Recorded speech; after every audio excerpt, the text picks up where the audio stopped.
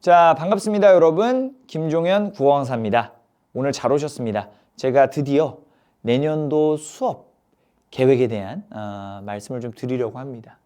드디어라고 얘기하는 것은 이 수업 계획을 좀 기다려 주셨던 분들도 물론 있겠지만 저 스스로도 드디어입니다. 왜냐면 너무 많은 고민을 했거든요. 많은 분들께서 감사하게도 이제 카카오 채널로 그리고 제 개인 계정으로 홈페이지로 이 커리큘럼에 대한 문의를 좀 주셨어요. 제가 그걸 왜 알고 있냐면 카카오 채널 답변 거의 다 제가 하거든요. 근데 커리큘럼 어떻게 되느냐, 어떤 내용으로 수업하시느냐 많이 물어봐 주셨는데 제가 빠르게 답변을 좀 못 드렸어요. 왜냐하면 수능 끝난 다음에 고민을 진짜 많이 했거든요. 이게 왜 고민을 많이 했느냐면 올해 제가 또 열심히 홍보를 또 하고 있지만 제가 수업 내용들이 좀 괜찮았어요. 이제 물론 귀납적으로 이제 올해 수능 시험지를 좀 놓고 제 수업 내용들을 이제 같이 좀 견주어 보니까 올해 수업들이 저 스스로 좀 만족스러웠고 그다음에 결과들도 아직은 조심스럽지만 좀 유의미한 결과들이 좀 나오고 있어서 사람이 좀 욕심이 나더라고요. 내년에 이거 진짜 제대로 한번 짜보고 싶다. 제대로 한번 짜봐서 많은 학생들을 좀 만족시키고 싶다. 그리고 제가 뒤에도 말씀드리겠지만 진짜 실전적인 수업을 좀 해보고 싶다. 그래서 내용들도 많은 부분을 좀 수정을 이제 하고 물론 매년 제 강의가 이제 오픈될 때쯤이면 이제 이건 완성형이다. 이거는 진짜 만족스럽다. 라고 이제 좀 느끼는데 원래 수능 국어 강사라는 게 좀 그런 것 같아요. 욕심은 끝이 없고 또 올해가 끝났을 때 만족스러운 점들도 있지만 그만큼 또 보완하고 싶은 것들이 있고 그래서 좀 고뇌의 11월과 12월을 보냈다. 그래서 제가 시작할 때 여러분들께 누군가에게도 이제 드디어 종현쌤의 커리큘럼이 나왔구나 이제 라고 하시겠죠. 저에게도 드디어입니다. 드디어 저의 저스트런을 여러분들께 이제 말씀드릴 수 있어서 오늘 굉장히 설렌다. 이런 말씀을 좀 드리면서 제가 커리큘럼 얘기를 좀 하겠습니다. 저희는 2026학년도 이제 대학 수학 능력 시험 국어 영역에 대한 대비가 되겠죠. 그래서 저스트런. 커리큘럼 제목에서도 이제 보시면 알겠지만 저의 수능 국어 커리큘럼은 이제 끊임없는 어떤 달림 속에서 무언가를 만들어내는 것. 제가 뒤에도 말씀드리겠지만 이 달리기가 어떠한 방향성을 가지고 있지만 꼭 도달해야 되는 정확한 지향점을 두고 있는 건 아니에요. 그러니까 제가 뒤에도 말씀을 드릴 건데 달리기 신봉론자거든요. 그럼 달리면 1등급이 될 수 있습니까? 물론 우리는 1등급을 이제 생각하는 수업을 하지만 저는 이 달리기 자체에서 우리가 무한한 변화를 맞이할 수 있다는 생각을 좀 합니다. 그래서 여러분들이 열심히 달리면서 스스로 변화를 느끼고 스스로 어떤 기쁨을 느끼고 스스로 어떤 확신을 좀 느끼고 저 분명히 변하고 있다. 내 몸이 좀 변하고 있고 나의 어떤 폐활량부터 시작해서 나의 어떤 력, 뒤에 말씀드리겠지만 힘들이 쌓이고 있다. 이런 기분을 느끼게 하는 커리큘럼이에요. 뒤에도 계속 말씀을 드릴 거고 저스트런에 대해 달렸을 때 어떤 일들이 벌어지는지에 대해서 말씀을 좀 드리겠습니다. 자, 그래서 한 장씩 가볼게요. 오늘 진행 순서는요 간단합니다. 올해 수능 얘기하고요, 내년 수능 어떻게 대비할지 얘기하고요, 나 얘기하고요. 이렇게 가겠습니다. 그래서 깔끔하게 정리해서 여러분들께 말씀을 드리겠습니다. 자, 일단 올해 수능에 대한 얘기를 좀 할 건데요. 좀 자극적으로 썼습니다. 올해 물수능이라는 표현이 어울리진 않습니다. 뒤에도 말씀을 좀 드리겠지만 대부분 이제 많은 강사들이 변별력이 있는 시험이었다. 확실하게 이제 이 시험지에 대한 장악이 된 친구들 그리고 시험지에 좀 끌려갔던 친구들이 나뉘어지는 시험이었다. 혹은 체감 난이도도 너무나 제각각이었다. 이런 것들에 대한 표현을 좀 하려고 이제 이 벌서스, 불수능, 물수능이라고 좀 썼습니다. 그러니까 제가 여러분들께 이제 물어보고 싶은 건 이겁니다. 자, 올해 수능은 불수능이었을까요? 아니면 좀 쉬운 수능이었을까요? 자, 제가 하나씩 좀 답변을 좀 드릴게요. 일단 올해 1등급이 이제 화작 기준 93, 그리고 언매 기준 90. 여러분들이 뭐 뉴스에서 이제 보셨겠지만 9평보다는 어려웠으며 작년 수능보다는 쉬웠다. 뭐 이런 워딩들, 그죠? 그래서 아니 뭐 쉬웠다는 거야, 어려웠다는 거야, 좀 아리송할 수 있습니다. 그렇죠? 뭐 말 자체가 작년 수능보다는 쉬웠으나 올해 9평보다는 어려웠다. 뭐 나름의 변별력이 있는 시험이었다. 잘하는 학생과 좀 그렇지 못한 학생들을 가를 수는 있었다. 뭐 이런 얘기들을 했는데, 제가 이제 여러분들께 정확하게 말씀드리고 싶은 것은, 올해는요, 빨리 얘기해줘. 불수능이야, 물수능이야. 누군가에겐 불수능이었고 누군가에겐 물수능이었다. 제가 드리고 싶은 말씀이 일단 이겁니다. 자, 한번 볼게요. 우리가 작년 수능이 만점자가 64명이었고요. 올해 수능은 만점자가 1055명입니다. 통합수능을 시행한 이래로 가장 많은 1등급, 가장 많은 만점자가 나왔던 시험이었어요. 1등급 컷도요, 2점이 하락하면서 이 2025 수능이 그렇게 어렵지는 않았다라는 뭐 작년 수능에 비해서 객관적인 지표가 좀 나오는 것이고, 자, 그다음에 왼쪽을 보시면요, 그렇죠? 뭐 여러 분석들이 킬러 문항 없고 작년보다 쉬운 편이었다, 그렇죠? 그리고 뭐 밑에 있는 문장도 마찬가지. 그러면 평이했다, 혹은 풀만했다. 근데 여러분들 학생들이 이제 느끼는 난이도, 체감 난이도에 대한 EBS의 조사를 좀 보시면 매우 어려웠다 혹은 약간 어려웠다가 무려 60%를 넘어선다. 이런 얘기를 제가 좀 드리면서 여러분들께 올해 수능에 대한 얘기를 하고 싶어요. 변별력이 있다라는 말인데요. 올해 수능은 누군가에겐 너무 어려웠으며 누군가에겐 이제 풀만했다 이거죠. 그러니까 이게 변별력이죠. 왜냐하면 모두에게 어려웠다면 그럼 또 변별력이 없는 겁니다. 혹은 모두가 쉬웠어. 그럼 변별력이 없는 거예요. 근데 제가 지금 보여드린 것처럼 누군가에겐 굉장히 어려웠다. 하지만 또 지표상으로 분명히 이제 만점자가 늘어났으며, 그렇죠? 혹은 이제 작년에 비해서 뭐 등급 컷도 1등급 컷도 2점이나 하락을 했고, 심지어 얘를 이제 배로 보자면 16.5배 차이.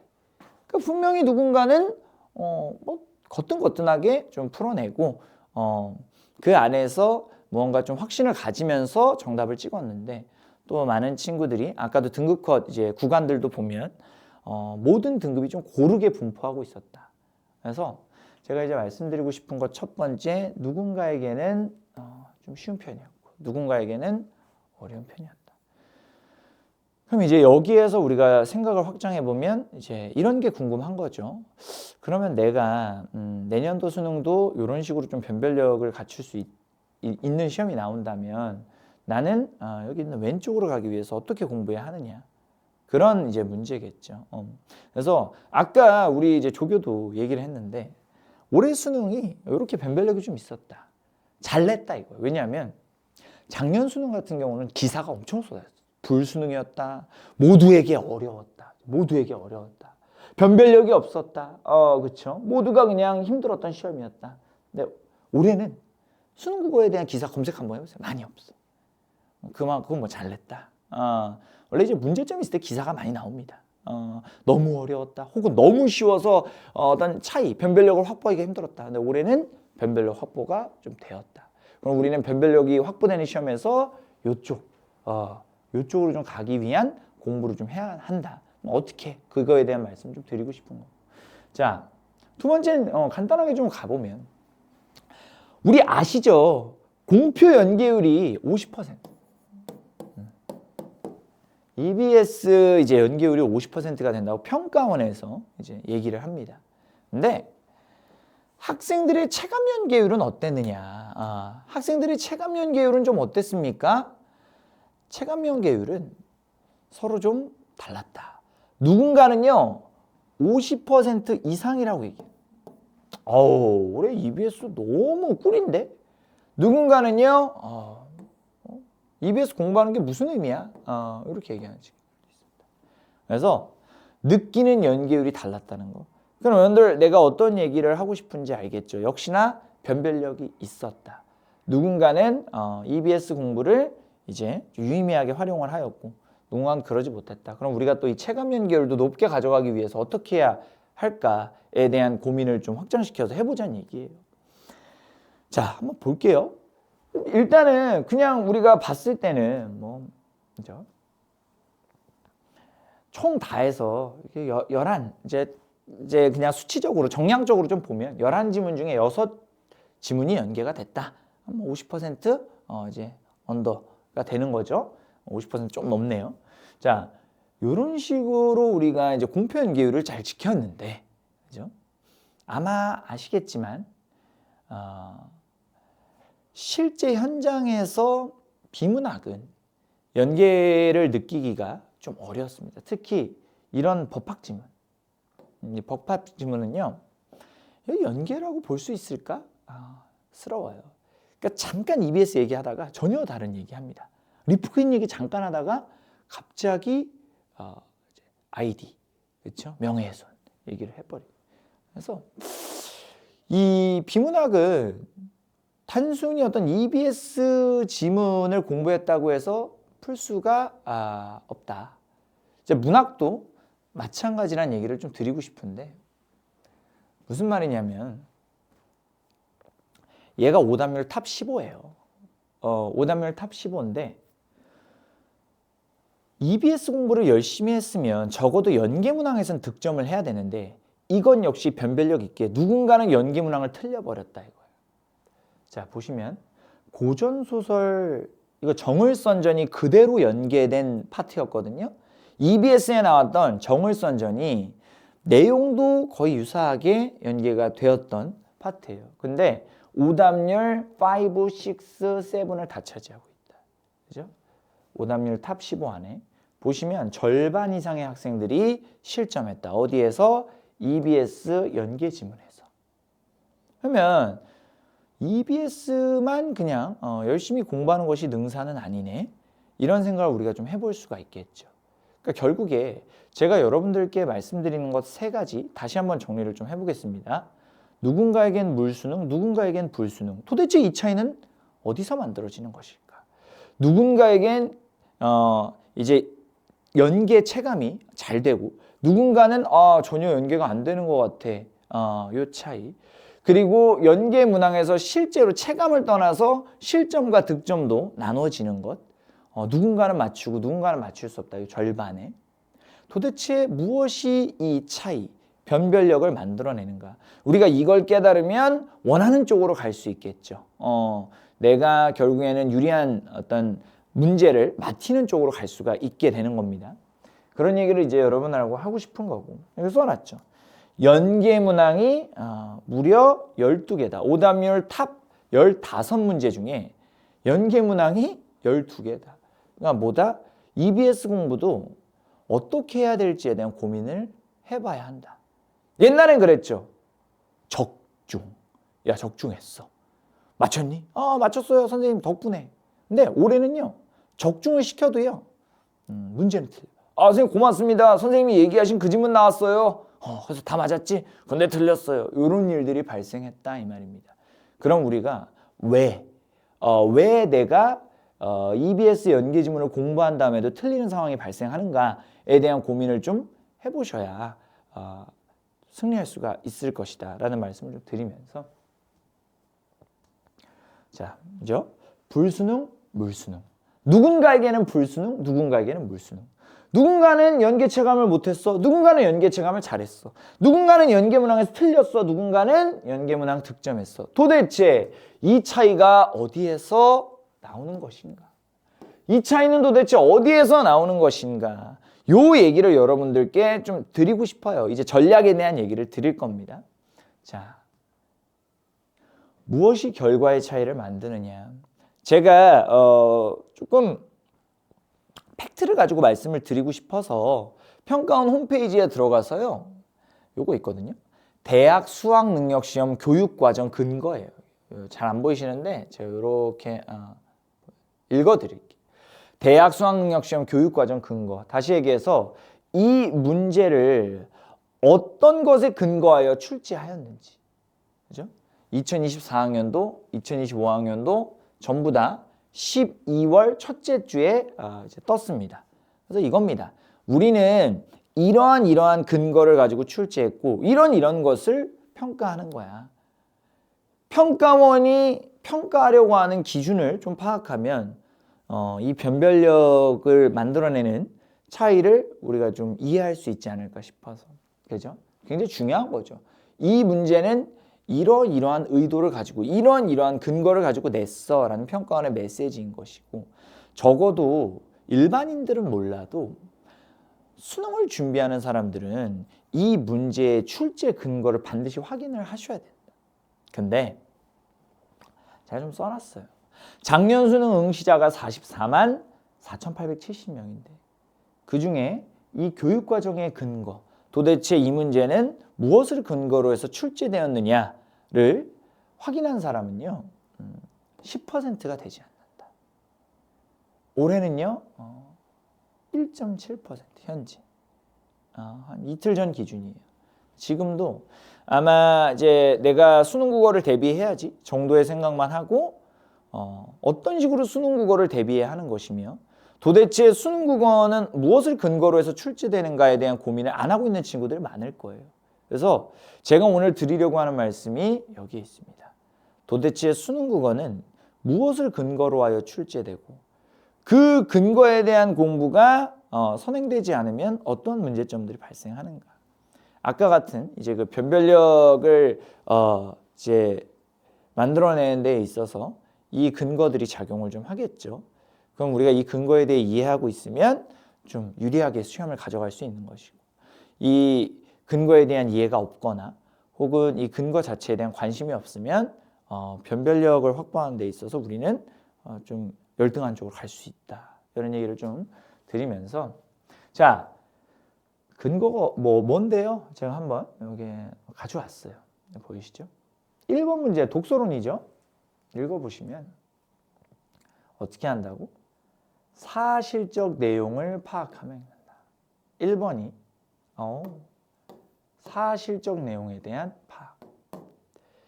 2번은요 추론하며 읽는다. 3번은요 창의적으로 읽는다.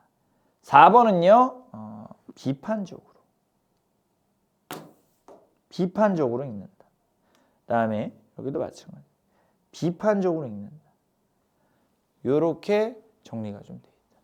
그러면 결국에 우리가 글을 읽으면서 해야 하는 행동들이 평가원에 나와 있다. 첫 번째, 사실적으로 파악하며 읽었는가?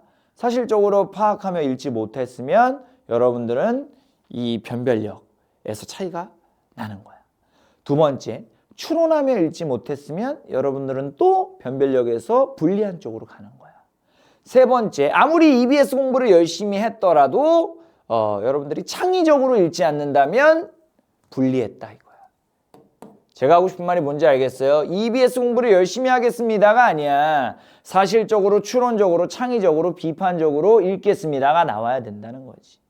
너무 추상적인데요. 도대체 추론적으로 읽는다는 게 뭡니까? 비판적으로 읽는다는 게 뭐예요? 글 읽으면서 비판적으로 욕하는 겁니까? 그거에 대한 말씀을 좀 드리려고 해요. 도대체 이게 무엇을 의미하는지. EBS 공부를 마냥 열심히 하는 것이 아니라 단순히 그냥 디립다 문제를 많이 푸는 것이 아니라 결국에는 이런 식의 읽기에 대한 훈련을 해야 된다고 제가 얘기하는 것이 아니라 평가원에서 이야기를 하고 있는 것이죠. 가져온 거예요. 이해돼요? 무슨 말인지. 이렇게. 아니 그럼 이렇게 읽는다는 게 대체 뭔데요? 자, 조금 더 빌드업 해봐요. 제가 다 비교해왔어요. 흐릿흐릿하실까 봐. 여러분들 그리고 제가 말씀을 이제 드린 다음에 또 찾아보기 귀찮으실까 봐 정리를 해왔어요.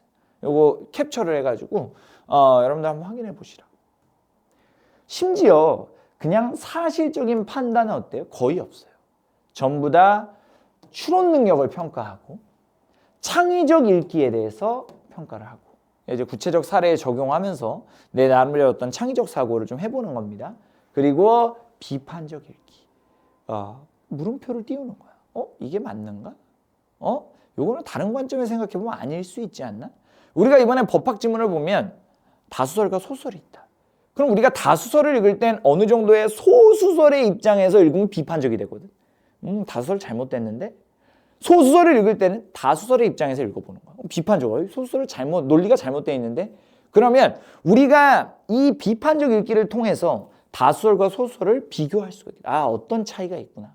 그러니까 여러분들이 오해하시면 안 되는 게, 선생님 A와 B, 기억과 니은을 비교 대조하는 것이 많으니까 공통점 차이점 잡는 훈련 열심히 해야겠네요? 가 아니라는 거지. 궁극적으로 여러분들 뭐 해야 되느냐? 기억을 읽을 때는 니은의 입장에서 비판적으로 읽어보고, 니은을 읽을 때는 기억의 입장에서 비판적으로 읽어보고, 이런 비판적 읽기를 통한 완벽한 이제 어떤 차이점, 공통점, 그 글의 의도들을 파악해야 된다는 얘기를 하는 거야. 어때요? 대충 봐도요. 비판, 창의, 추론. 특히 문학 파트 가면 이제 공감, 감상, 이런 것들. 그죠? 그러면 도대체 무엇을 키워야 내가 창의적으로 읽을 수 있으며, 내가 추론적으로 읽을 수 있고, 비판적으로 읽을 수 있고, 사실적으로 판단할 수 있고, 감상, 공감할 수 있느냐, 이 말이야. 자, 제가 아주 중요한 단어에만 좀 체크를 해볼게요. 선생님 여기 나오는데요? 추론. 맞죠? 비판적인 분석, 종합평가 등의, 자, 수능 출제 방향은요, 뭘 측정하는? 사고력을 측정한다. 여러분들, 제가 여러분들께 사고력을 측정합시다 라고 하는 거 아니에요. 이거 누가 얘기하는 거예요? 3월 28일, 올해 3월 28일에 발표된 시행 기본계획이에요. 평가원에서 발표한 거예요. 이날이 산모 봤던 날. 아주 엄중하게 기자회견했어. 기자회견하면서 이걸 발표를 하더라고. 킬러 문제 이제 철저히 배제할 거야. 막 그때 뭐라고 얘기했냐면, 사교육에서 막 이제 만드는 킬러 문항들 우리가 다 찾아내서 그 킬러 문항하고 최대한 다른 방향으로 우리가 문제 만들겠다, 뭐 이런 얘기도 했고, 제가 러닝머신 하면서 들었어요. 그때 러닝머신 하면서 뭐 기억이 나. 그때 뭘 측정한? 우리는 사고력을 측정하겠다. 그러니까 매년 수능에서 얘기하는 건데 생각보다 우리가 관심을 가지진 않아요. 그냥 내가 점수를 잘 받겠다라고 이제 생각을 하는 거지. 도대체 평가원이 여러분의 무엇을 측정하는지에 대한 이제 깊은 관심이 좀 없단 말이지. 여기 써 있잖아.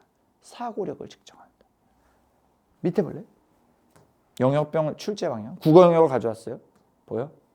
추론적이에요. 사실적이에요. 아까 봤던 거 나오네요. 비판적이에요. 적용, 창의 능력 등 뭘 측정해? 사고력을 측정하는데 역점을 둔다. 아주 강한 중심을 둔다 이거야.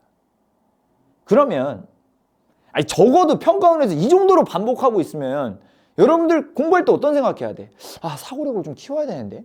글 읽을 때 내가 추론적으로 이해할 수 있는 거. 추론이 뭐야? 없는 내용에 대해서 물음표를 띄우는 거야. 그러면 이건 이렇게도 볼 수 있는 거 아니야? 비판적도 비슷한 거야. 반대 입장에서 이건 뭐 잘못된 거 아니야? 무슨 말인지 알겠어? 이런 식의 어떤 추론, 비판, 그냥 사실적 읽기를 넘어선 이런 어떤 창의력, 그리고 사고력, 이런 것들에 대한 훈련이 좀 필요하다.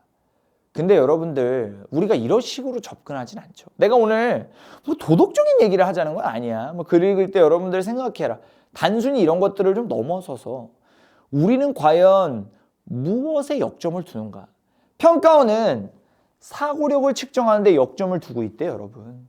그럼 우리는 도대체 무엇에 역점을 두고 대비하는가? 아니, 출제자는 사고력에 역점을 두는데 우리는 뭐 많이 읽는다고, 아니면 기술적인 것들, 그렇죠? 우리 기술에 굉장히 많은 의미를 부여합니다. 비문학 독해 스킬, 그죠? 뭐 문학 독해 스킬, 뭐 이런 것들.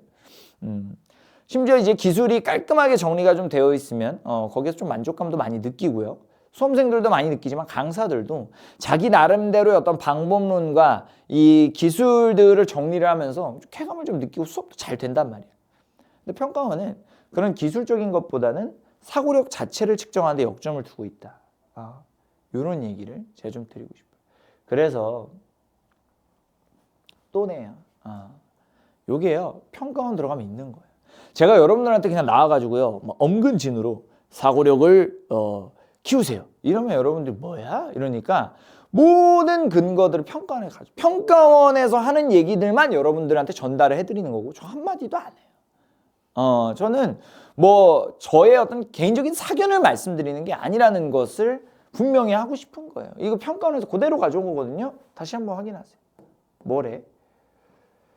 국어생활 맥락과 비판적 창의적 문헌 해석 쭈르륵 차하게 나오네요. 어휘력, 그 다음에 사실, 추론, 비판, 창의의 사고력. 문학도 마찬가지입니다. 창의적 수용과 생산 능력, 가로치고 사고력. 사고력. 이해되나요? 무슨 말인지? 그래서 결국에 수능국어 고득점을 만들어내는 데 있어서 누군가는 고득점이고 누군가는 고득점이 되지 못한다. 그 차이는 사고력. 우리가 좋아하는 워딩들을 옆에 좀 이렇게 기출을 몇 회 독해야 합니까? 이거 굉장히 이슈죠. 선생님 저 기출 다 돌렸는데 이제 딱 봐도 답이 생각나요. 근데 기출 다시 풀어야 돼요? 아니 그래도 문제 유형을 좀 보고 문제 유형 어떻게 보는데요? 방법론적인 것들. 선생님 연계 대비 어떻게 해야 돼요? EBS 지문은 몇 번 봐야 되며 이런 질문 진짜 많이 하지. 어떤 지문 봐야 돼요? 좀 찝어주세요. 찝어주는 것만 좀 봐야 된대. 근데 잘 생각해봐. 올해 정을선전 내 그대로 진짜 우리 조교 앞에서 있는데 내가 마지막 모의 2간 모의고사에 정을선전한 거 알지? 내가 일요일 날 했어. 일요일 날. 그러니까 우리가 목요일이 수능인데 그 전주 일요일 날 내가 정을선전 수업을 했단 말이야. 근데 틀린 친구들은 틀렸어. 그러니까 뭐 결국에 연계 대비를 어떻게 해야 되느냐가 본질적이고 주된 것은 아니란 얘기를 하고 싶은 거야. 더 나아 킬러 대비 요거는 이제 많이 좀 죽었다. 아까 여러분들 우리 그 올해 3월에 발표한 계획 봤지만 킬러 문항 철저하게 배제한다고 했고 여러분도 보시면 알겠지만 뭐 딱히 킬러라고 볼 만한 것들은 안 나오기 때문에 이것도 아니다 이거야. 독해 기술, 개성 얘기야. 그러면 평가원에서 여러분들을 측정하는데 역점을 두는 것은 뭐다? 사고력이다.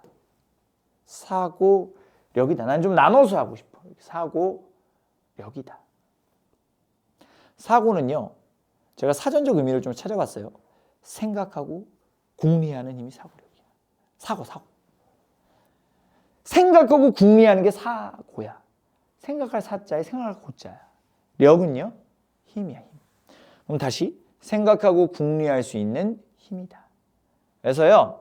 제가 이제 본격적으로 이 사고력을 키우기 위한 저의 이제 수업 기술들을 좀 말씀을 드리겠습니다. 이거는요. 그냥 단순히 제 수업에 대한 홍보를 넘어서서요. 그냥 우리가 이제 본질적으로 그쵸? 본질적으로 성적을 올리기 위해서 도대체 어떤 식의 공부를 해야 하는가에 대한 어떤 저와 여러분의 논의, 그렇죠? 그리고 또 제 수업을 이제 듣는 학생들에게는 설득이 좀 되는 거예요. 그러니까 저도 이제 수능국어를 10년을 가르쳤으니까 기술적으로 가면 너무 편해요. 기술 독해에 대한 것들, 뭐 교재들도 많이 가지고 있고요. 그다음 뭐 연계, 뭐 EBS 연계 제가 올해도 여러분들께 많이 좀 이제 홍보도 하고 강조도 하고 있는데 뭐 다 때려 맞춰요. 그리고 뭐 구조 독해도 마찬가지인 것이고. 근데 그게 이제 본질적인 것은 아니다라는 거. 그래, 그러면 본인이 말한 대로 사고력에 대한 어떤 훈련이 필요하다. 그럼 평가원에서 사고력을 측정한다. 사고력을 측정하는데 역점을 둔다라고 했으니까 네 사고력 어떻게 키울 것이냐에 대한 질문을 제가 여러 번 곱씹었단 말이에요. 혼자서도. 그러니까 비단 여러분들께 이제 말씀드린 걸 넘어서서 저 스스로 욕심이 나서 내년에 이건데 얘만 잡으면 끝나는 것 같은데. 왜냐하면 평가원에서 측정하는데 역점을 두는 이 사고력에 내가 대비를 해놓으면 끝나는 거 아니야. 동의하잖아. 어떻게 해야 될까? 라는 생각을 되게 깊게 했다 이 말이야. 그냥 단순히 여러분 사고력을 키우기 위해 생각을 많이 해야 합니다. No. 그거는 이제 강사로서 줄 수 있는 해결책은 아닌 것이고 저는 정확한 솔루션을 드려야 되니까 이것에 대한 고민을 했고 그래서 내가 아까 서두에 드디어 공개합니다라고 했던 거야. 자, 하나씩 얘기해 볼게요. 일단 제가 아까 나눠서 한다 그랬죠. 사고. 생각하고 궁리하는 여기까지야. 여기까지. 생각하고 궁리하는. 그러면 여러분들 제 이제 어떤 올해 실적들을 보면서 저 사실 올해 좀 놀랬거든요. 많은 학생들이 좀 비약적인 성장. 어떤 친구 9등급에서 2등급, 또 어떤 친구는 뭐 5등급에서 1등급. 그다음에 또 온라인으로 이제 듣는 친구들 중에서도 100분이 100도 나왔고요. 올해 인터뷰가 다 올라갈 거예요. 사실 이제 그 이유에 대해서 제가 한 강사한 재작년까지는 잘 몰랐어요. 근데 이제 올해에는 확실히 정리가 좀 되더라. 이래서 올랐구나 얘가. 인터뷰를 하면서 그리고 제가 올해 이제 수험생들에게 제시했던 여러 가지 어떤 프로그램과 컨텐츠들에 대해서 이제는 확신을 좀 가지고 여러분들께 말씀드립니다. 3가지. 클래스인, 질문 수업, 질문방. 이게 무슨 말이냐? 하나씩 좀 볼게. 클래스인부터 좀 볼게. 사고의 시작은 소통이야. 혼자 입국 닫고 정보에 대해서 해독하잖아. 사고는 1차원적인 어떤 아주 단순한 사고나 그냥 정보를 판단하는 정도의 사고만 일어나는 것이지 내가 추론한다거나 이거는 요런 것도 맞을 수 있겠네. 여기서 더 확장하면 이렇게 A에서 A-로 갈 수도 있겠네. 요런 것들은 잘 안 일어나. 특히 비판적인 읽기, 비판적인 사고는요. 근데 이거는 이것도 되는 거 아니에요? 혹은 야 여기에서 이건 A가 아니라 B 아니야? 야 A 입장에서는 B를 어떻게 생각할 것 같아? 굉장히 비판적으로 바라보지 않겠어? 이런 소통에서 시작된다. 여러분들이 가만히 앉아서요 수업을 듣고 필기하잖아요. 더욱이 사고는 생각하고 궁리하는 거예요. 근데 여러분들이 수업을 들을 때 뭔가 편하다. 그냥 일방식으로 쭉 듣고 있다? 그건 여러분들 사고력을 올리는 데 전혀 도움이 되지 않아요. 그래서 제가 진행하는 수업 첫 번째가 소통하는 수업. 여러분 사실 그렇잖아요. 저는 클래스인이 좋겠어요? 녹강이 좋겠어요? 제 입장에서. 녹강이 개꿀이에요. 왜 녹강이 개꿀이냐? 시간 제약 없고요. 그렇죠? 근데 한번 찍어 놓으면요. 저는 이제 좀 쉬잖아요. 물론 이제 뭐 순차적으로 올라가는 이제 어떤 스케줄이 있으니까 제가 매주 스튜디오에 가서 인강을 찍어야겠지만 어쨌든 현강하고 라이브하고 느낌이 다르죠. 라이브는 살벌해요. 아시잖아요. 그래서 내가 이런 온라인 라이브를 진행을 하는 것이 비단 신기하고 재미있는 수업을 위해서가 아니라는 거. 그 얘기를 좀 하고 싶은 거예요. 실제 성적이 오르는 수업을 하기 위해서요. 굉장히 많은 것들을 준비하고 많은 것들을 올해 실현해냈다. 이 말씀을 드리고 싶은 거예요. 그리고 지금 올라가는 여러 어떤 학생들의 인터뷰라던가 아니면 제 학생들의 유의미한 성과들의 큰 부분을 차지하고 있는. 너가 한번 적어볼래? 걔가 이렇게 얘기하고 넌 어떻게 생각하니? 이런 어떤 소통. 이 소통 속에서의 어떤 사고력의 확장. 저는 올해 이런 부분들을요. 굉장히 농밀하게 좀 가져갈 거예요. 그래서 여러분들이 저랑 수업하면서 사고할 수 있게. 여러분들이 이해한 것 같을 때 질문을 던지는 거야. 진짜 이해했어? 그러면 A가 A 입장에서 B를 비판한다면 어떨 것 같아? 그럼 여러분들 아시겠지만 막상 써보려고 하면 된다 안 된다? 안 된다. 대답하려고 하면 된다 안 된다? 안 된다. 그래서 여러분들이 실시간으로 저랑 소통하면서 진행하는 이 수업이 얼마나 중요한 건지에 대한 이야기를 좀 드리고 싶어요. 성적 향상과 변화에 있어서 국어에 대한 어떤 이제 확실한 변화를 만들어내기 위해서 이 클래스인이 중요하다는 거. 보시면 알겠지만 이미 수업 들은 친구들 또 알겠지만 약간 보면 이제 줌 같기도 한데 줌을 비하하는 게 아니고요. 줌 좋죠. 근데 여러분들 클래스인 수업은 들어보시면 알겠지만 저는 이제 외계에서 온 수업이라고 표현을 해요. 일단 레이턴시라고 하죠. 레이턴시. 그러니까 내가 얘기하면 2초 있다 송출되고 이런 게 0이에요. 그래서 아마 여러분들이 수업을 좀 해보면요. 솔직히 재밌단 말 반, 그 다음에 고통스럽다 반이야. 이렇게 보면 재밌을 거예요 라고 얘기하진 않을게요. 왜냐하면 여러분들 질문에 대답하는 거 진짜 고통스럽거든. 고통스럽고 힘들어. 어떻게 대답해야 될지도 모르겠는 경우가 많고, 물론 내 답변을 다른 사람이 보고 그러진 않아. 근데 이제 내가 보고 다시 한번 나만 봐 답변을, 뭐 여러 명 있다고 하더라도, 그러면 이 카메라도 마찬가지야.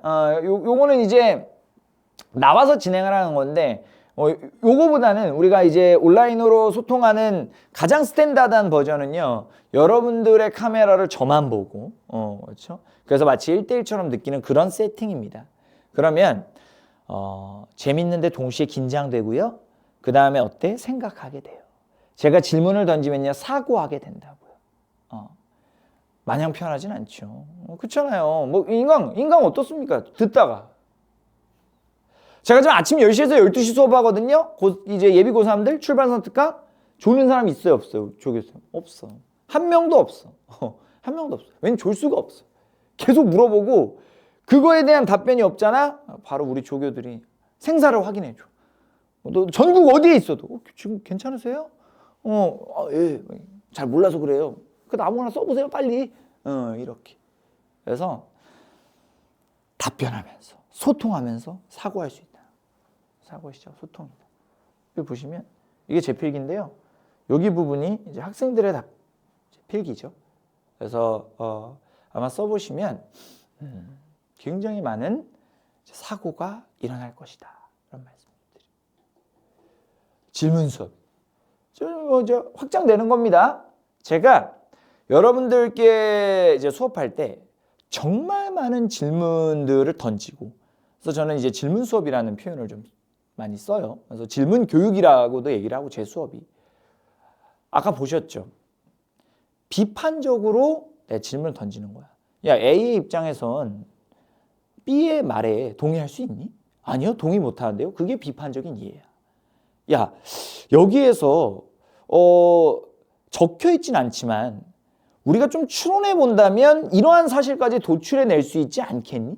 추론해 본다면 어떤 사실을 도출해낼 수 있겠니? 이런 질문들. 저의 수업들은 거의 질문들로 구성되어 있다는 거. 그래서 물론 기본적인 개념들을 여러분들한테 끊임없이 깔아주겠지만 적재적소에 질문을 던지는 것이 여러분들의 사고를 확장시켜준다. 왜 질문 던지는데요? 사고력의 확장을 위해서요. 왜? 평가원은 사고력을 측정하는데 중점을 둔다라고 얘기를 했습니다. 그죠? 그래서 이거 저예요.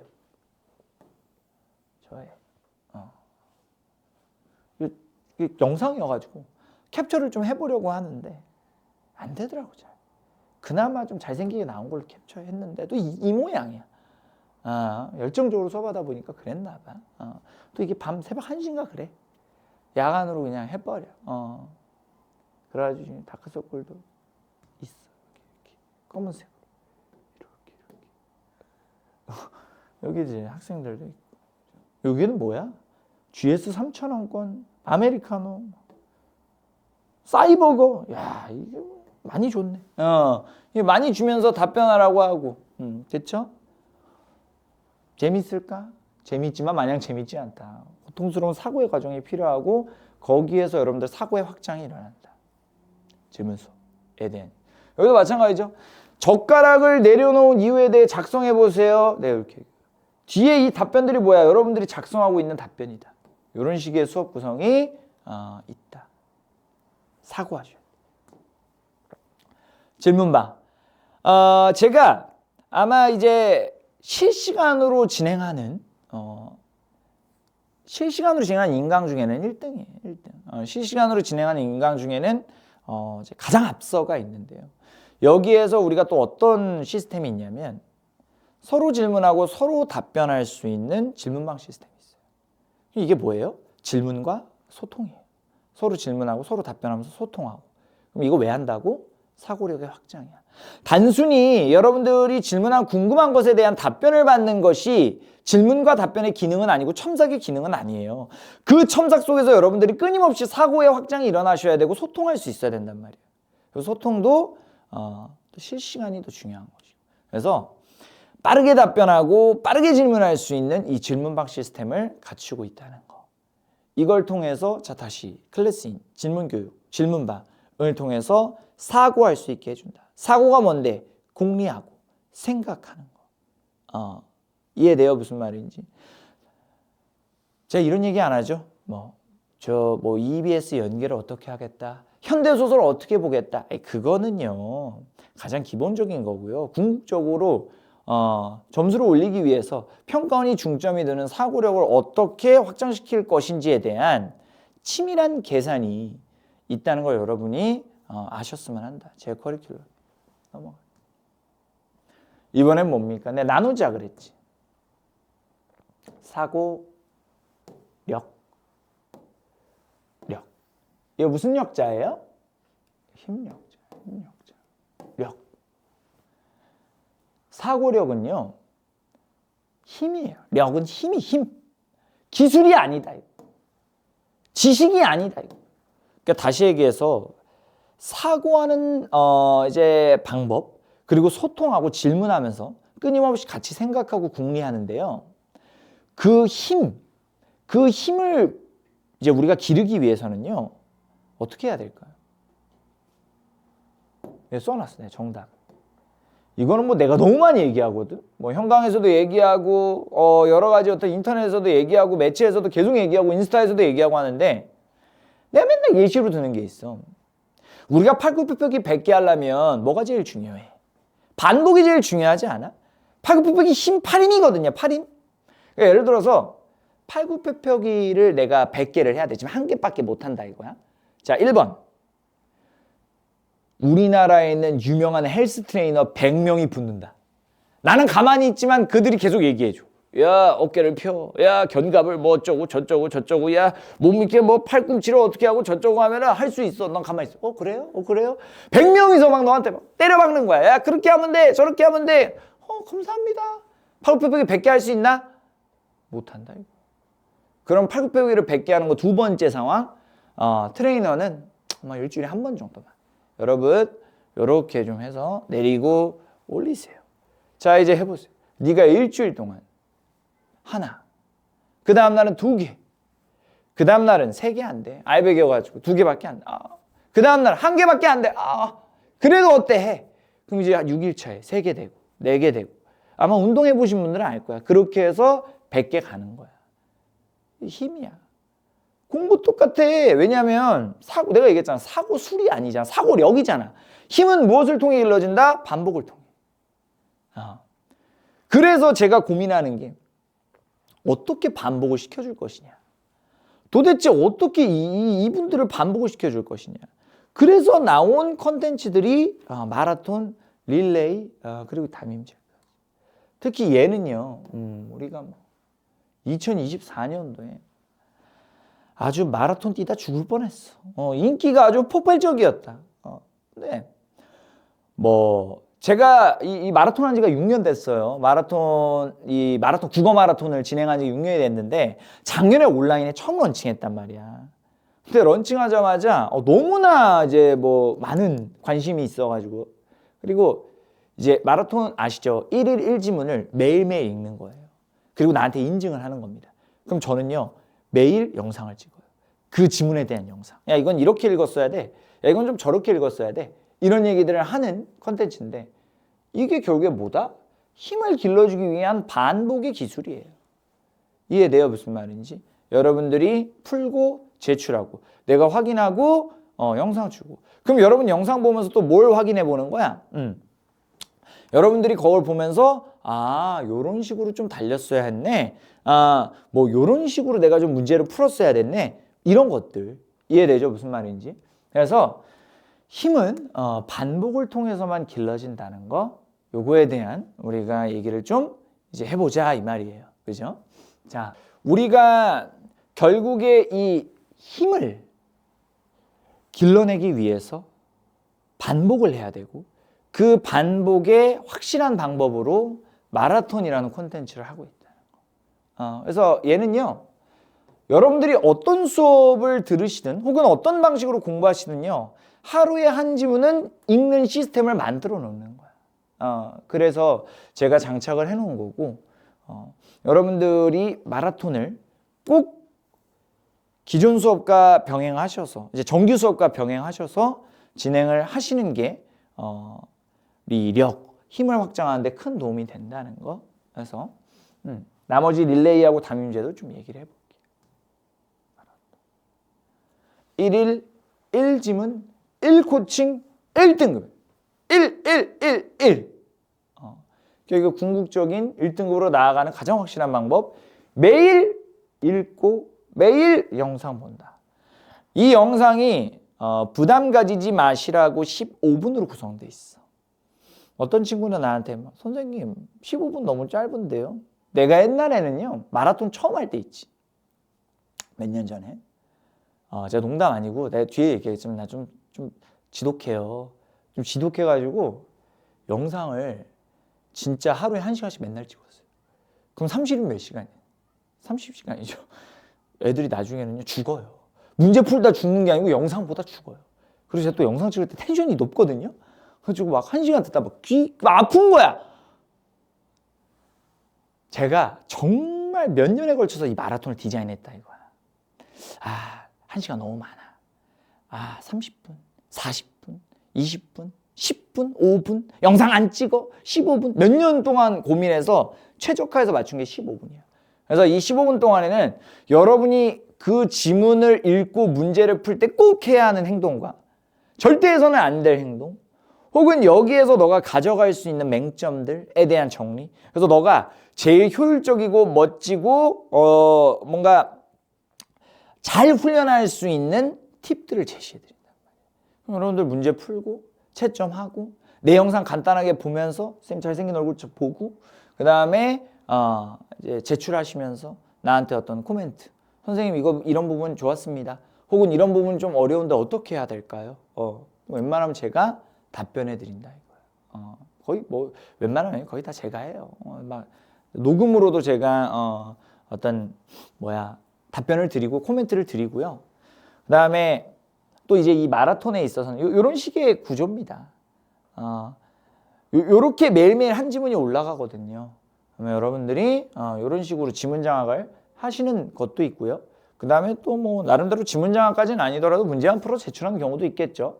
그렇게 해서 여러분이 매일매일 읽으시는 게 가장 중요한 맹점이 되는 것이고, 여기에서 여러분들이 내가 이제 고생했어요.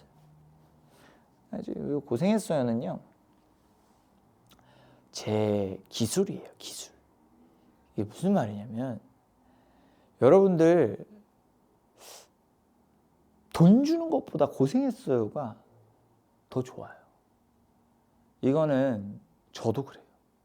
저도 있잖아요, 돈 좋아하거든요. 근데 돈보다 더 좋은 게요, 고마워, 혹은 고생했다, 나 알아주는 거. 너무 수고했어, 힘들었지, 고생했어. 그게 사람을 뛰게 만들고 있죠. 그 사람 하게 만든다. 근데 왜 그러냐면, 내가 옛날에 집에서 있잖아, 아무것도 하기 싫은데 이제 빨래를 내가 맨날 널었어. 맨날 빨래를 널었단 말이야. 근데 왜 내 빨래를 널었냐면, 웃기게 내 빨래를 다 널고 그 빈 빨래통을 있잖아, 이렇게 가져가면 아직도 왜 기억이 생생해. 중학교 때 이럴 때는 우리 아버지가 그래 고생했다, 그 한마디가 빨래를 계속 널게 만들어. 그리고 원래 살면서 그래요. 그러니까 우리 고생하잖아. 글 읽으면서 고생하고, 맨날 문제 풀면서 고생하고, 또 가끔 좋지 않은 점수 받을 때 마음고생도 하고, 그렇죠. 근데 그때 누군가 매일 고생했어요 라고 이제 얘기해 줄 수 있는 이런 컨텐츠가 저는 너무나 필요하다라고 생각을 했고, 또 웃긴 거는 여러분들에게 고생했어요 라고 얘기하면서 또 제가 들어요. 선생님도 고생했어요, 힘나.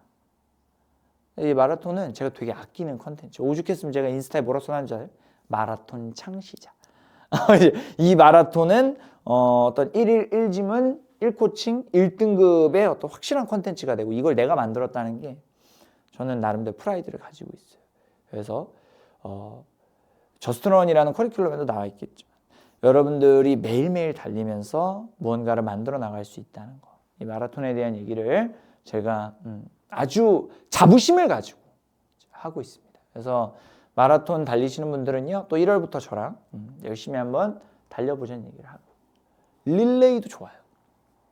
얘는요, 제 이제 정규 듣는 학생들의 이제 카톡방인데, 실제로 이제 작년 온라인 정규에 대한 카톡방이에요. 서로 자기가 그날 공부한 릴레이, 그러니까 플래너를 릴레이로 올리는 거예요. 순서를 정해놓고 얘가 올리고 얘가 올리고 얘가 올리고. 그다음에 여기 보시면 저 결국 이번에서 오늘도 인증 못할 것 같다. 몸이 좀 아팠나 봐. 이제 마지막 파이널에서 아니에요. 몸조리 잘하시고 힘내봐요. 이제 공부 시간 올려주됩니다. 이거는 이제 그 순공 시간 이제 릴레이였어. 그래서 그날 공부한 순공 시간을 올리는 거야. 그래서 우리 조교쌤들이 들어가서 다 이제 지켜보고 있고, 나중에는 조교쌤이 할 일이 거의 없어. 본인들끼리 이제 순서 정해가지고 매일매일 올리면서 너무 고생했어요. 그리고 막 서로 모르는 사이인데 전국에서 모였는데 거기에서 막 서로 어디 사세요? 몇 살이세요? 막 뭐 어디 사세요? 뭐 그게 사심을 가진 그런 사세요가 아니라 어디에서 입시 준비하세요? 뭐 고3이세요? N수세요? 뭐 이런 거 물어보면서 아 힘드시겠다. 우리 같이 힘내봐요. 뭐 이런 얘기를 너무 마음이 따뜻해지더라고요. 그래서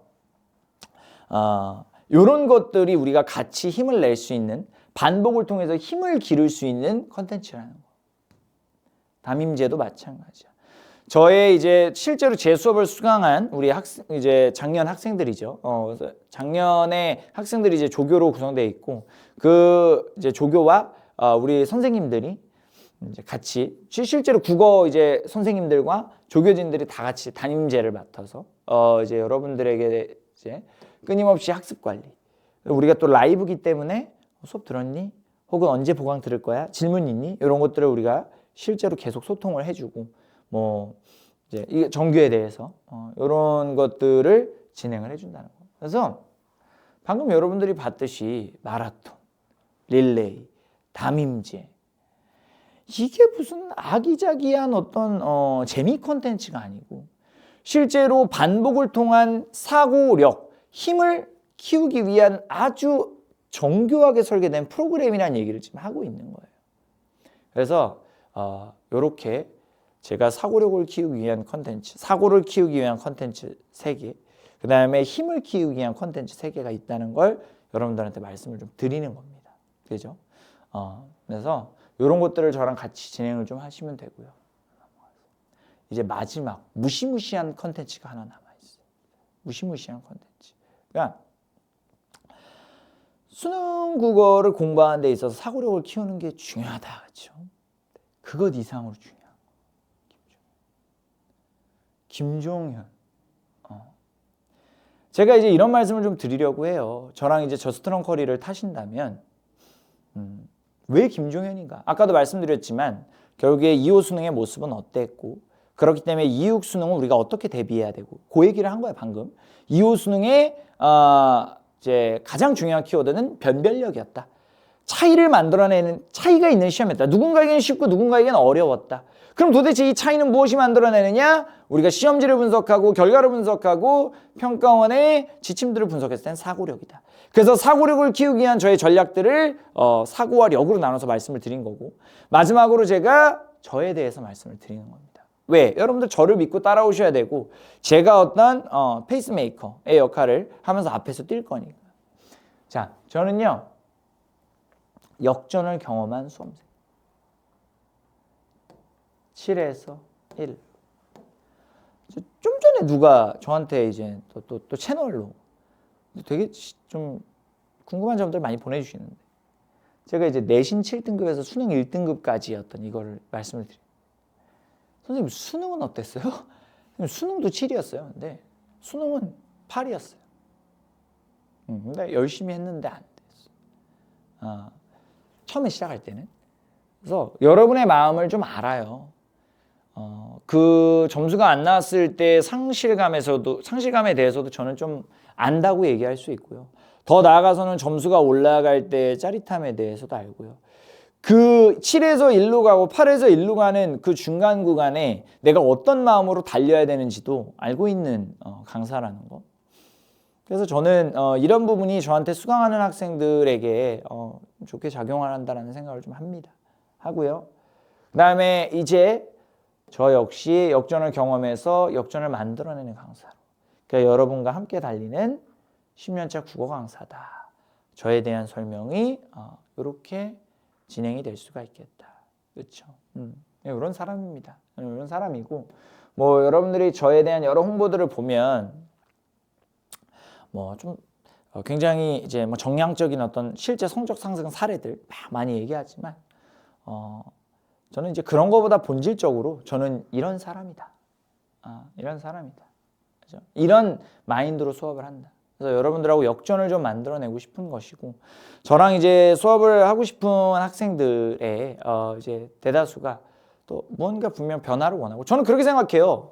정시는요, 대부분의 친구들이 역전을 이제 목표로 해서 시작을 하거든요. 그래서 그 역전을 같이 만들어내는 이제 강사가 되고 싶다는 거. 나 역시 역전을 경험해봤고, 역전을 경험시켜주면서 그 내가 느꼈던 여러 가지 감정들, 하나로 정의할 수 없는 그 감정들을 여러분들한테 선사해주고 싶어요. 그래서 자, 이 세 가지를 말씀드려요. 실전, 실력, 감동. 여기서부터 좀 창피해. 내가 내 얘기 하려고 그러니까. 간단하게 하겠어. 실전적. 제 수업은 다분히 실전적이다. 그렇잖아요. 제가 여러분들 앞에서 지식만 뽐내진 않아요. 뭐 2016년도 뭐 9월 평가원 몇 번 문제가 뭐 2000 뭐 몇 년도에 몇 번 하고 유사하더라. 뭐 이런 것들 있잖아요. 그런 것보다도 여러분들께 이제 말씀을 드렸지만 결국에는 평가원에서 가장 역점을 두는 사고력에 대한 개선을 어떻게 시킬 것인가, 그리고 이 힘을 어떻게 반복시킬 것인가. 여러분들 지금까지 제 커리를 이제 보시고 제 전략을 보시면 느끼겠지만 저는 다분히 이제 학습자 중심의 교육을 하고 있다. 제가 원래 처음부터 그런 건 아니었고, 지금 제가 일하고 있는 학원의 영향이 되게 커요. 우리 학원이 그런 어떤 관리에 되게 집중을 하는 학원이고, 실제로 성적을 이제 끌어올리는 데 있어서 중요한 것은 강사가 아니라 학습자다. 학습자 중심이 되어야 되고 학습자 위주의 교육이 실현되어야 된다라고 해서 뭐 강사들의 이제 교환만큼 중요한 것이 실제 학습자들의 상태고 학습자들의 움직임이다. 그런 것들을 얘기하는 학원에서 제가 오랫동안 일을 하면서 스스로에 대한 어떤 여러 가지 성찰들도 있었고, 저도 옛날엔 강의하는 것만 좋아했는데 이제 강의를 듣는 사람들을 보는 것에 조금씩 집중을 하기 시작했고, 그러다 보니까 이렇게 이제 멋진 결과들을 제가 만들어낼 수가 있었다. 5, 1, 9, 2 올해도 좀 멋진 결과들이 좀 있고 하나하나 여러분들한테 오픈할 거예요. 요건 누구야? 저예요. 7에서 1.4 문제적 남자에 나왔던. 그래서 제가 말씀드리는 건 제 수업은요 실전적이다. 뭐 어떤 여러 가지 국어의 재미를 느끼게 해준다. 뭐 혹은 수업 시간에 뭔가 몰입할 수 있게 해준다. 그런 걸 넘어서서 실전적이라는 거는 점수를 올리기 위한 수업이고 점수를 올리기 위한 컨텐츠다. 어떤 친구들 좀 오해하시는 게 김종현 수업 되게 화려하던데 뭐 실시간에 뭐 전자집안 번쩍번쩍해 재밌어 연예인 출신이래. 쟤는 화려함으로 승부하는 애인가? 저 담백하게 실전으로 승부하는 사람입니다. 이해되시죠? 무슨 말인지. 그래서 실전적이라는 말씀을 좀 드리고 싶고, 실력에 대해 저 생각보다 수업들 있잖아요. 제가 유튜브에도 오픈을 좀 하고 있고 제 인스타에도 계속해서 제 수업에 대한 짤들을 올리고 있는데요. 이 연계 측에 대한 영상들을 여러분들 보시면 알겠지만 제가 이렇게 무당처럼 이렇게 하다가 올해는 간민가야! 이렇게 얘기하지 않아요. 보시면요. 정확하게 내가 간민가를 예상하는 이유에 대해서 말씀을 드린다고요. 역대 수능들에 대한 분석을 통해서 나는 그래서 올해 간민가라고 생각해. 나는 그래서 현대소설이 비연계라고 생각한다. 나는 그래서 9월 평가원에 정천이 나올 것 같다라고 생각해. 다분히 분석적이고, 저는 이거는 제 수능 수업에 대한 실력이라고 이야기를 드리고 싶습니다. 그래서 제가 뭐 단순히 뭐 촉이 좋아서 잘 찍는다, 혹은 뭐 재미있다? 그거를 넘어서고 있다는 거. 그래서 다분히 10년 동안 실력으로 그래도 한 지역에서 가장 많은 고3 학생들을 데리고 이제 성적을 만들어 왔다는 거 말씀을 좀 드리겠습니다. 실력. 근데 아니, 감동이라는 말이요. 여러분들께 이제 감동을 드리겠습니다는 아니에요, 사실. 이걸 좀 오해하시는 게 아닌 게, 저는 수업하다 혹은 같이 이제 호흡을 하고 1년을 이끌어가면서 제가 좀 감동을 하는 스타일이에요. 그러니까 제가 어제 MBTI를 좀 했어요. 어제 F96이나 F96. 근데 이제 학생들도 그렇고 제 주변에 있는 강사들도 그렇고 우리 조교들도 그렇고 나를 뭐라고 하냐면, 종현쌤?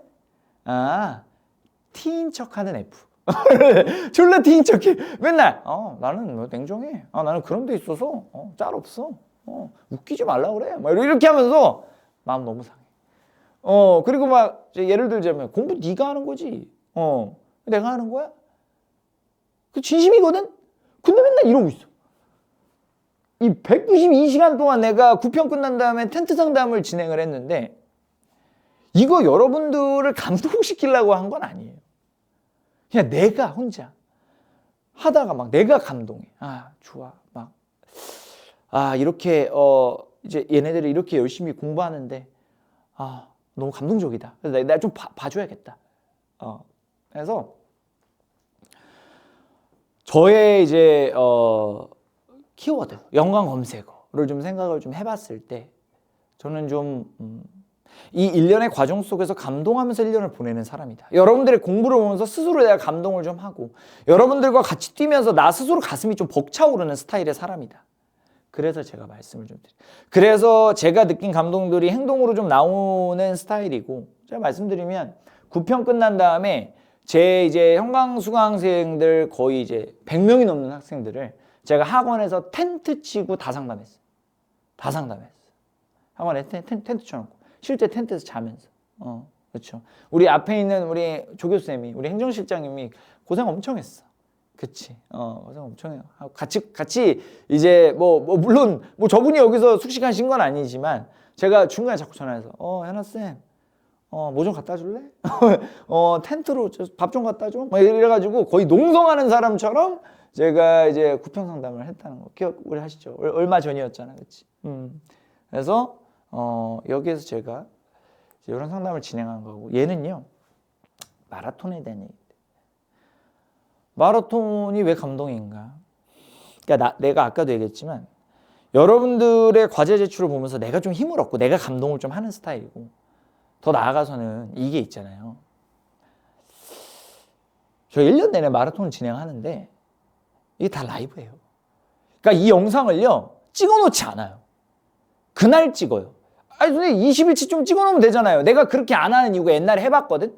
근데 왜 그렇게 안 하냐면 같이 뛰는 느낌이 안 들어. 그래서 내가 오늘 46일차야 힘내보자. 오늘 11일차야 힘내보자. 매일매일 찍거든. 여러분들 이거 매일 찍는 거 정신병 걸려. 진짜 아침에 일어나면 마라톤 몇 시에 찍지? 이 생각부터 한단 말이야. 근데 안 밀려. 안 밀리고 매일매일 찍어. 찍으면서 자 오늘 며칠 차니까 우리 힘내보자. 며칠 차니까 힘내보자. 그래서 저는 이런 것들이 저의 장점이라던가 매력이라고 얘기하고 싶다기보다는요, 이런 것들이 저를 설명하는데 좀 도움이 좀 되지 않을까. 저라는 사람을. 다시 한번 말씀드리지만 여러분들한테 감동을 주기 위함은 아니에요. 혼자 이제 제가 좀 해야겠어. 그리고 저 혼자 이런 걸 하면서 또 제가 이제 뭐라 그럴까요? 저에 빠져요. 그래서 내가 애들을 위해서 이렇게 했어. 그래서 오해는 하시지 말라. 너의 감동을 위해서 하는 건 아니다. 내가 이런 걸 좋아하는 사람이다, 스스로. 자기 애도 좀 있고 그래. 어쨌든 이런 사람이 내 에너지가 좀 있다. 그래서 이제 제 1년 커리큘럼에 대해서 간단하게 좀 말씀을 드리고, 1, 2월에는 접근법에 대한 얘기를 합니다. 가장 원칙적인 독서와 문학에 대한 접근법을 할 거예요. 라이브입니다. 다 실시간 라이브. 그 다음에 산모 분석을 하고, 접근법 2입니다. 접근법 2는요. 일단 원칙을 배웠으면요. 이제 그 원칙 속에 있는 몇 가지의 변칙을 배울 겁니다. 그러니까 예를 들어 우리가 수능 국어 시험지를 본다면 이게 원칙이다. 근데 여러분들이 이제 원칙을 다 알면 이런 생각이 들어. 선생님 원칙으로 안 뚫리는데요 이 문제? 선생님 원칙을 이렇게 했을 때 이건 뚫리고 이건 안 뚫리는데요? 시험지 어떤 변칙적인 부분들 요때 학습을 하는 거예요. 원칙을 알아야 변칙을 이해하는 거예요. 그래야 여러분들이 어떤 식으로 접근할지 정리가 된다. 원칙적으로 가야 되는데 이거 원칙적이지 않네? 좀 긴장하고 좀 변칙적으로 접근해 봐야겠다. 이런 얘기를 하는 것이고 넘어가서 이제 고난도 실전 훈련을 7, 8월 여름에 진행을 하는 것이고 그 다음에 중간에 6평 분석과 9평 분석 아주 간단해요. 마지막에 수능 파이널 김종현의 최종 정리가 진행이 됩니다. 저 커리큘럼 복잡하게 짜는 거 싫어해요. 그런 스타일도 아니에요. 저희 이과적 감성으로 막 짜는 사람이 아니라 법대거든요. 문과거든요. 문과적 성향이 강해가지고요. 그냥 달리자! 막 이런 식이에요. 딱. 그리고 중간에 특강은요. 진짜 필요한 겁니다. 엄매 8주 특강. 이번에 이 엄매 8주 특강은 저희 제2공연구소의 윤조현 선생님이 아마 진행을 하실 거예요. 그래서 이 엄매 이제 필요하신 분들 문법입니다. 이제 문법이 있고 그 다음에 3월 달에 제가 이제 비문학 4주 완성의 사력을 진행을 합니다. 그래서 아마 3모 끝난 다음에 나의 어떤 독해 태도를 좀 점검을 하면서 제가 여기에다가 사력을 다열을 까는 이유는요. 여기서 접근법을 배운 다음에 3모를 보면 여러 가지 생각들이 좀 들 겁니다. 그때 이거를 들으면 효과가 이제 가장 좋을 거예요. 내가 이렇게 읽는 건 잘하는 거고 이렇게 읽는 건 좀 조심해야겠구나. 이런 것들이 좀 될 겁니다. 그리고 이때는요. 딴 거 필요 없어. 그냥 열심히 수특 보고 열심히 접근법 보시면 되고요.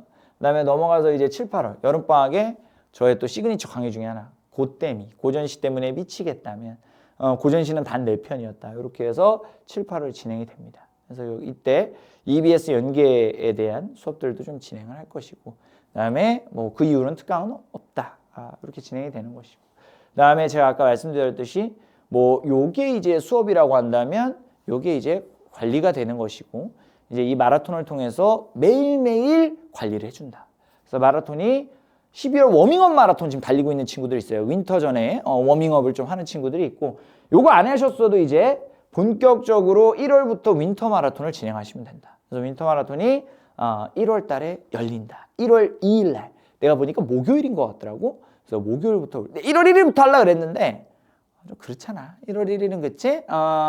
떠오르는 해를 보면서 좀 마음도 다지시고 1월 1일부터 지문 읽고 있으면 좀 우울하잖아. 1월 2일부터 진행하겠다. 산모 대비가 되겠지. 동시에. 그래서 산모가 끝난다면 산모 피드백 마라톤이 진행이 되는 것이고 그 다음에 이제 EBS 우리는 보시면 알겠지만 여기서 기출 분석을 하고요. EBS는 마라톤으로 끝낸다. 그래서 아마 매일매일 EBS 지문 보고 매일매일 내 영상 15분씩 썰 듣잖아. 가장 최적화된 연계 대비가 될 것이다. 근데 제가 아까도 말씀드렸지만 단순히 어떤 그 지문이나 작품에 대한 내용만 얘기해 주는 것은 아니고 여러분들한테 사고력을 기를 수 있는 그런 얘기들을 많이 해줄 거야. 그래서 여러분들 작품 줄거리뿐만 아니라 나랑 이것도 어떻게 보면 일종의 소통이거든. 왜냐면 내가 영상을 매일 라이브로 찍으니까. 안녕 그러면서 나랑 소통한 느낌 100% 들 거야. 이거를 영상을 보면 알 거야. 아마 마라톤 달린 친구들은 알 텐데 이 영상 자체가 녹강이라는 생각이 안 들어. 왜냐면 매일매일 변해가는 내 모습이 보이거든. 막 다크서클 막 이렇게 내려와 있고 오늘 어땠니? 나 어제랑 옷 똑같다. 뭐 이러기 때문에 여러분들이 아마 소통한다는 느낌을 받을 것이고 내가 던지는 질문에 조금 더 아주 섬세하고 좀 강하게 반응할 수 있을 거라는 거죠. 여기서 EBS 수특 마라톤을 진행을 할 겁니다. 4, 5월에. 그다음에 6평 피드백 마라톤을 하면서 여기서 계속 EBS를 볼 거예요. 수완도 볼 것이고.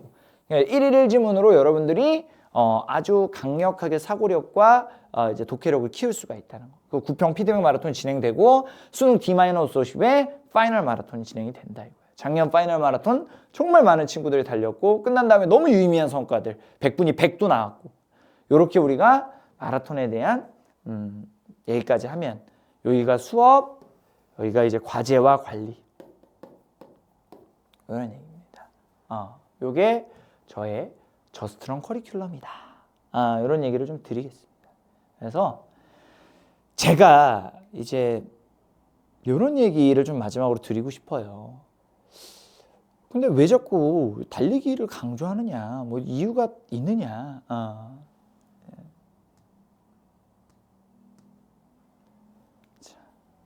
보시면 저예요. 이거 제가 넣을까 말까 고민하다가 일단 넣었는데요. 제가 다이어트를 많이 했어요. 근데 제가 옛날 한 10년 전에 여기 스케치북도 나왔어요. 2015년도라고 돼 있네. 2015년. 10년 전에 제가 음악을 했었거든요. 그래서 다이어트해서 음악도 좀 하고요. 그죠? 좀 드라마틱하고 좀 아주 다이나믹하게 좀 삶을 이제 살아왔는데 재미있게. 근데 그 중요한 순간에 어떤 제가 너무 이제 가수가 어렸을 때부터 하고 싶었고 무대에 서서 사람들하고 이제 호흡을 하고 싶었고 공연을 보여주고 싶고 그랬는데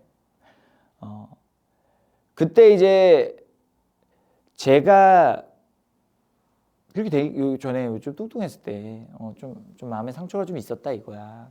근데 저에게 에너지를 주고 조금 더 제가 하고 싶은 가수로 다가가는 데 있어서 여러 가지 힘을 줬던 게 달리기였어요. 이제 매일매일 뛰었거든요. 저희 아버지가 마라톤 예찬론자세요. 저희 아버지 매일매일 뛰세요. 매일매일. 그래서 제가 옛날에는 이렇게 귀여운 종현이가요. 옛날에 이제 저희 아버지는요 무조건 잘못하면 나와 이렇게 여기 종현이가 같이 따라. 그럼 같이 이제 우리 저 앞에 있는 공원에 가. 공원 엄청 넓거든. 5km야 5km. 거기서 뛰는 거. 너무 힘들어. 눈물이 난다 이거야. 네, 뛰어야 돼. 근데 내가 이제 그렇게 뛰고서 사실 내가 이제 왜 어떤 얘기를 하고 싶냐면 이 마라톤, 그러니까 달리기라는 것 자체가 어디로 이동하는 이제 어떤 행위잖아요. 근데 제가 옛날에 달릴 때 그런 생각을 했었거든요. 공원을 맨날 뺑뺑이 도는데 이게 무슨 의미가 있어? 그런 생각을 좀 했는데 시간이 지나니까 있잖아요. 변한 건 없지만 그 달리는 순간순간들이 모여서요. 변해 있더라고요. 그러니까 내가 어디로 이동한 건 아니지만요. 그 달리기라는 행위 자체가 저에게 많은 변화를 좀 가져다 줬어요. 무슨 말인지 알죠? 그래서 저한테 달리기는 굉장히 의미가 있어요. 달리기는 제가 지금까지 살면서 막 힘들 때마다 가장 많이 했던 행동이고요. 그다음에 정말 앞이 보이지 않을 때 일단 나가서 좀 뛰고요. 그리고 그것 때문에 시간이 지나 보면 어떤 목적지를 가지고 뛴 건 아니지만 그냥 뛰고 있다 보니까 그래도 멋진 곳들로 이동해 있더라고요. 처음부터 내가 목적지를 생각하고 뭐 막 뛰었던 건 아니지만요. 그래서 제가 여기도 마찬가지예요. 결국에 성적도요. 제가 막 무조건 나는 수능 1등급을 받겠다라고 생각했던 건 아니에요. 아예 제가 노베에서 시작했거든요. 노베에서 1등급을 받겠다라는 생각을 했던 건 아니었어요. 근데 그냥 뛰었어요. 그냥 뛰었을 때 결국에 내가 어느 순간에 어떠한 곳에 도달해 있었다는 거. 마라톤은 저한테, 달리기는 저한테 그런 의미예요. 힘들 때 저의 어떤 변화를 만들어줬던 그런 행위. 그래서 저는 여러분들하고 같이 달리면서 있잖아요. 우리가 1년 동안 열심히 뛰면서 어느 곳에 도달할지 몰라요. 그래서 내가 뭐 우리 저스트런, 마라톤 혹은 이제 이 저스트런 커리를 타서 1등급으로 달려가자라고는 절대 얘기하는 게 아니에요. 이 달리기 속에서 분명히 여러분들이 멋진 곳으로 이제 가게 되는 기회들이 생길 것이다. 그게 어떤 장소일 수도 있고요. 아니면 여러분들의 어떤 내면의 변화일 수도 있고요. 그래서 저한테 마라톤은요, 그런 의미 있는 행동이다. 제가 옛날에 가수할 때 진짜 마라톤에 나는 진짜 진심이다. 제 저스트런이라는 노래가 있어요. 저스트런이라는 커리큘럼이 있지만 제가 옛날에 한 10년 전에 25살 때 만들었던 저스트런이라는 노래가 있는데 거기에 제가 썼던 가사예요. 눈을 떠 이불 속에서는 아침 태양도 추운 법. 여러분들 지금이 딱 그런 시기인 것 같아요. 이불 속에 있으면 따뜻한가요? 이불 속에 있으면 여러분 생각보다 추워요. 내가 아침에 딱 일어났을 때 한기가 느껴지잖아요. 이불 속에 있을 때는 일단 마음이 춥고요. 불안하고요. 근데 나가서 달리잖아요. 열이 올라오고 모든 것들이 변화하기 시작해요. 그래서 여러분들 꼭 처음부터 목적지를 가지고 달리지 마세요. 그냥 일단 달려보세요. 달리다 보면 몸에 열이 오르고요. 내가 어디로 가야 할지 모르더라도요. 결국에 조금씩 변화하기 시작해요. 내 내면의 변화들이 만들어지고요. 그러면 우리가 예상하지 못한 멋진 곳에 여러분들이 가 있을 수 있어요. 저한테 달리기는 그런 의미고 여러분들이 저랑 같이 달렸을 때 그런 경험을 하시기를 바래요. 그래서 현실의 허리를 굽히는 척 다시 한번 신발끈을 묶어. 제가 썼던 가사예요. 그래서 아마 지금 많이 이제 힘든 점들이 있으실 거예요. 정시를 시작하면서. 그때 여러분이 가끔씩 이제 허리를 굽힐 때가 있고 그렇죠. 현실에 좀 뭔가 고개를 떨굴 때가 있는데 그때야말로 다시 우리가 신발끈을 묶을 수 있는 순간이다. 그리고 다시 한번 달려나가셔야 된다. 그래서 제가 이 저스트런이라는 커리를 진행하는 저의 가장 큰 어떤 신념이자 제 생각이에요. 그래서 이 달리기를 통해서 여러분들이 각자의 변화를 좀 경험하셨으면 좋겠고 각자의 어떤 의미들을 이 달리기 속에서 찾으셨으면 좋겠습니다. 저는 오늘 여기에서 인사를 좀 드리겠습니다. 김종현의 저스트런 커리큘럼 여기까지 시청해 주셔서 감사하고요. 같이 2026년 열심히 한번 달려봅시다. 자, 김종현이었습니다.